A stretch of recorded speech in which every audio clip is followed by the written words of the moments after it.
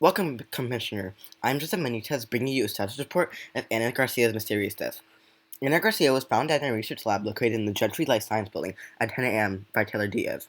Police arrived at the campus at 10:10 a.m., securing the scene.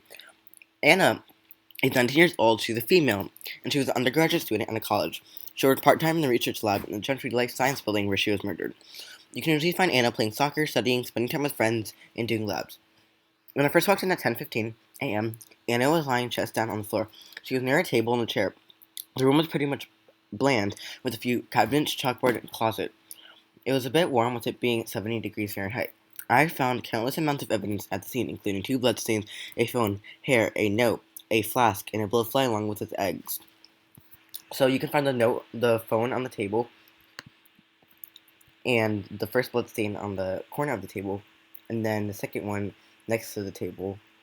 Then the blowflies were right along her lips and her mouth. Then the note was on her pants, the back pocket. Then the flask was right near her hand. Person of interest. We have 5 persons of interest. First one's Eric Greenwan. He's 20 years old and Anne's boyfriend. They weren't on good terms, as said by friends. Dominique Hall. She's 19 years old and they were friends. Dominique was very competitive with Anna, and Anna had won a scholarship Dominique had really wanted. Sam Green is 20 years old and Anna's soccer teammate. She blamed Anna for the loss of the game and had an injury between the two while playing.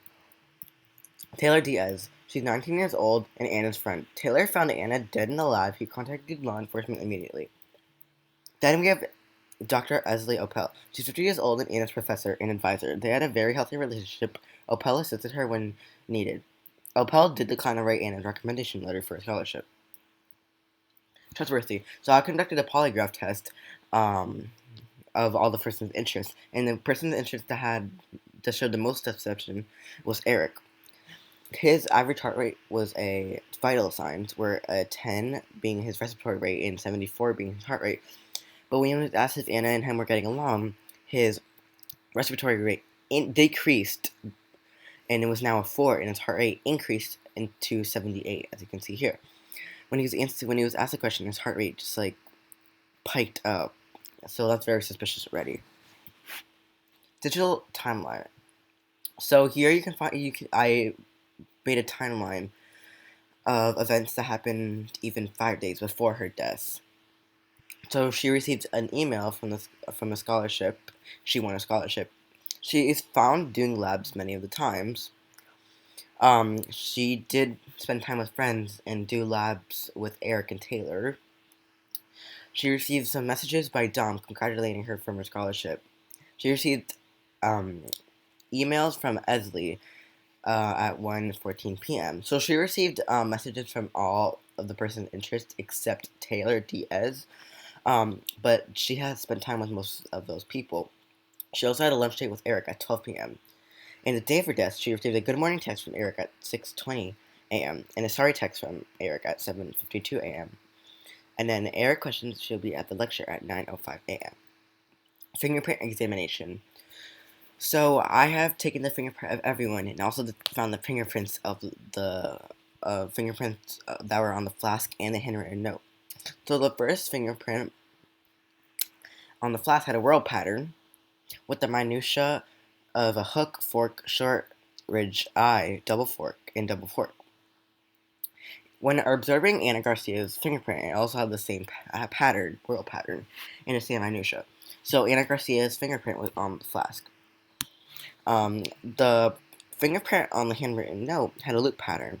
Eric also had a loop pattern, and they both had the same minutia: fork, delta, eye, ridge, ending, double fork. So Eric's fingerprint was on the note, and Anna's was on the flask. Hair analysis. So the hair at the scene had dark and light brown cuticles. Eric Piedmont also had dark and light brown cuticles. So their hair was very similar. Therefore, this had to be Eric's hair. So Eric's hair was on Anna. Blood testing. There were 2 red liquids located at the scene, but we can't jump to the conclusion that it was blood, so I ran a Queso-Mayer test. The results are on the bottom left, and they both turned out pink, meaning a positive control. So they are indeed blood. Blood typing. So I performed a blood typing coagulation test.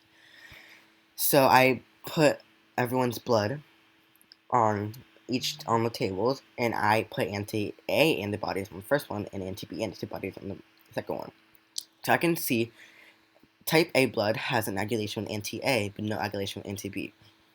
The blood found at the scene had an coagulation with the anti-A antibodies and no coagulation with the anti-B. So therefore, it had to be an anti-A. It had to be a type A blood. And Garcia's, Eric's, and Dom's all had an coagulation with the anti-A antibodies and no coagulation with the anti-B. So therefore, they had to have type A blood. But whose blood was it now? But before we can go any further, there was a blood splatter, the second blood stain, and it seemed to be little drops. So it must have been dropped from a 90-degree surface. And there was actually a table where the blood splatter was. So the blood must have started from the table and then dropped from a 90-degree surface down on the floor, creating these little droplets. DNA evidence. So now that we determined whose blood it can possibly be, we had to run a gel electrophoresis to find out whose blood this was. So the blood at the table and the blood on the floor both had the same fragments, and it was very similar. Ana Garcia's also was an exact duplicate, so this had to be Ana Garcia's blood. So it wasn't Eric's or Dominique's, so Anna's blood was indeed on the floor. Overall description of evidence. This has been a very confusing case with many key details. I've kept a good eye on Eric and his boyfriend. He's shown up on most of our evidence, including showing deception in the polygraph test, and his hair was on Anna. His fingerprint was also on the note. The digital evidence confirms they met for lunch the day before and stating they weren't on good terms. Eric was bothered by something and wanted to talk. He must have gotten her mad and apologized in messages. She didn't respond to any of his texts, although I don't think he murdered her. She didn't have any wounds or marks on her. There is no evidence that he murdered her. This needs more investigation. I believe Anna suffered from an internal complication that may include internal bleeding, a stroke, or cardiac arrest. Anna did have a huge bruise on her head that looked very unhealthy. She conducted this bruise after hitting heads with Sam. She took some meds and only applied ice to quote-unquote cure it. She didn't seek any medical attention, and there was blood on the floor, in which it was hers. She had no wounds, therefore it had to come out her nose or mouth. She definitely experienced some internal bleeding that led to her death. Next steps. We've gathered major information already. However, I still have a lot to go. I'm seeking to find Anna's time of death, what caused her death. We have many predictions, but no answer. I would like to perform an autopsy to determine her time of death. I'd also like to gather the medication she took to see if those might have been life-threatening. But I can make a prediction already. Since she had blowflies on the corner of her lips, she must have been dead for a little bit, a while already, because blowflies are attracted to freshly decaying meat. So she could have been just decayed, but already rotting. Thank you for your attention, Commissioner. I hope you received enough information, and I'm still in the process of gathering more information. I am one step away from solving the Ana Garcia crime case. I hope your other case is doing just fine. I'll give you a call once I have obtained more information. Thank you.